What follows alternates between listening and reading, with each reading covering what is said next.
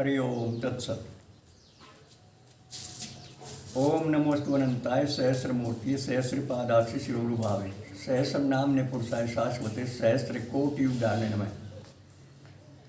आओ प्यारी जीवात्मा आओ, परमपिता परमात्मा का गुण गाएं और हरदम बैठे प्रभु को पहचान कर इनके अनुशासन में आकर अपना जीवन धन्य बनाएं। अभी अभी हम अग्निहोत्र हवन से निवृत्त हुए हैं, क्योंकि अग्निहोत्र हवन का सूर्योदय के साथ ही समय हो जाता है और ये प्रत्येक आस्तिक मनुष्य के लिए आवश्यक है। यज्ञ, दान और तप भगवान ने गीता में भी कहा कि छोड़ने योग्य नहीं है। आज हम आपको सनातन मानव धर्म के संबंध में थोड़ी सी जानकारी देंगे, दोबारा फिर आपकी याद दिलाएंगे। इस सनातन धर्म के 10 लक्षण हैं, 10 पहचान हैं। धरती क्षमा दमो स्ते शोचम इंद्रिय निग्रह धीर विद्या सत्यम अक्रोधो 10 कम धर्म लक्षणम।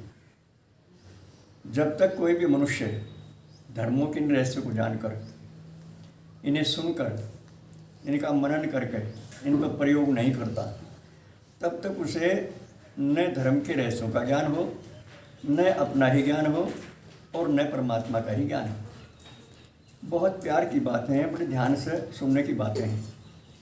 एक बात और आपकी याद दिलाऊं, नवा 9 दिन पुराना 100 दिन।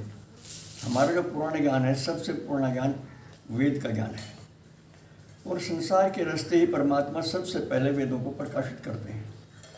जैसे हर स्कूल में बच्चों के पढ़ाने के लिए घंटे निश्चित होते हैं।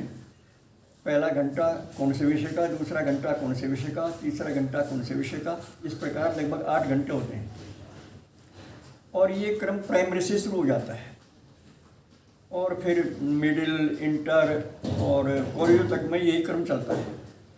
हर विषय के पढ़ाने के समय होते हैं और हर विषय के अध्यापक भी अलग अलग होते हैं। ये जानकारी है ना आपको, तो इस जानकारी का लाभ उठाइए। पता नहीं किन कारणों से, कली कारण से या प्रारब्धवश या अनुवांशिकता से या भोजन के दोष से अथवा संग दोष से आज हमारा मानव समाज दिशाहीन हो रहा है और सभी कर्म लगभग मनमाने से हो रहे हैं। और तो और शासन तंत्र भी वेद के अनुसार नहीं है। हमें इस बात के कहने में संकोच तो होता है, लेकिन हमें भय नहीं होता, क्योंकि हमारा भारत देश विश्व गुरु रहा है। कभी यहाँ गुरुकुल हुआ करते थे, गुरुकुलों में पढ़ाई हुआ करती थी। ब्रह्मचर्य का पालन करते हुए विद्यार्थी वेद अध्ययन करते थे और लगभग 25 साल तक वेदों का अध्ययन पूरा होता था आमतौर से। फिर जो अध्ययन किया है, गृहस्थ आश्रम में प्रवेश करके उसका प्रयोग करते थे और 50 के लगभग जाते हुए उनके बच्चे हो जाते थे। बच्चे कारोबार संभालने लायक हो जाते थे, फिर वो वानप्रस्थ लेते थे और लगभग 75 साल के बाद वो संन्यास आश्रम ले लेते। ये क्रम था हमारे यहाँ, ब्रह्मचर्य, गृहस्थ, वानप्रस्थ, संन्यास, 4 आश्रम थे।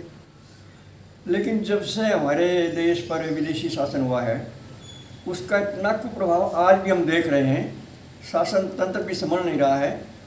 हमें कुछ वर्तमान सरकार से उम्मीद थी कि ये शिक्षा प्रणाली में आमूलचूल परिवर्तन करने में समर्थ होगी, लेकिन नहीं, हमारी आशा के विपरीत काम हो रहा है। आज भी वही पुराने प्रोपगंडे चल रहे हैं। हमारी शिक्षा वैदिक ना होकर के पाश्चात्य है, दुख के साथ कहना पड़ता है।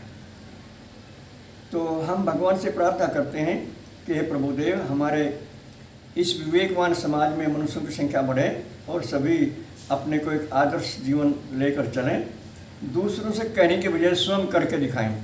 यही हमारी आस्था है, यही हमारा विश्वास है, ऐसी हमारी श्रद्धा है और हम स्वयं करके दिखा रहे हैं। आप भी करके दिखाएं। आलस्य छोड़ें, लापरवाही छोड़ें, प्रमाद छोड़ें और दूसरों की नकल करनी छोड़ें। नकल कौन करता है? जिसे खुद की अकल नहीं होती, और जिसमें खुद की बुद्धिमानी है वो नकल क्यों करेगा भाई? अगर नकल करनी है तो ऋषि मुनियों की नकल करें, अपनी वैदिक संस्कृति की नकल करें। पश्चिम की नकल करने से क्या मिल रहा है आपको? अगली जनरेशन भी गुमराह हो रही है, हमारी आने वाली पीढ़ी भी गुमराह हो रही है। कई स्कूल में ऐसे देखे हैं जहाँ बच्चों को अगर हिंदी बोल दी तो फाइन हो जाता है। शर्म की बात है, दुख की बात है। हमारे वीडियो आप तक पहुँचेंगे, शासन वाले भी देखेंगे, जनता भी देखेगी। हम आपसे बार बार यही प्रार्थना करते हैं कि थोड़ी करवट बदलो और अपनी सत्ता का सदुपयोग करो। परमात्मा ने जो हमें सत्ता दी है कभी दुरुपयोग ना करें और अपने पुराने आदर्शों को वापस लाएं और संसार के लिए एक आदर्श स्थापित करें। इस कोरोना वायरस की सबसे कारगर दवा अगर कोई दुनिया में है तो हवन है। अगर घर घर में हवन होने लगे और शासन तंत्र भी हवन करने लगे, हर कार्यालय में हवन होने लगे, हर स्कूल में हवन होने लगे, हर कॉलेज में हवन होने लगे, तो क्या मजाल इस कोरोना वायरस की इसकी श्रृंखला ना टूटे और ये नष्ट ना हो। हम दावे के साथ कहते हैं इस बात को। इसीलिए आपसे बार बार अनुरोध करते हैं सबसे कि हवन करना सीखिए। छोटा सा हवन, एक अग्निहोत्र हवन छोटा सा करने की आदत डालिए और इसके विशेष लाभ देखिए। निश्चित रूप से आप भी, आपका जीवन भी, आपका समाज भी, आपका घर परिवार भी सुख महसूस करेगा। सारे दुख, सारी समस्याएं और सारे विकार नष्ट हो जाएंगे। धरती पर स्वर्ग आ जाएगा जैसा कभी पहले आया इस देश में। इसी आशा के साथ हमने इस विवेकवान समाज की स्थापना की है। ये प्रेरणा प्रभु की है। मैं इसका संस्थापक नहीं हूँ, मैं संयोजक मात्र हूँ। प्रभु प्रेरणा को कार्यान्वयन करने के लिए थोड़े से मैंने कदम उठाए, आपका सहयोग अपेक्षित है। बस आज इतना ही। सर्वे भवन्तु सुखिनः, सर्वे सन्तु निरामया, सर्वे भद्राणि पश्यन्तु मा कश्चित् दुःखभाग् भवेत्। हरि ओम तत्सत्।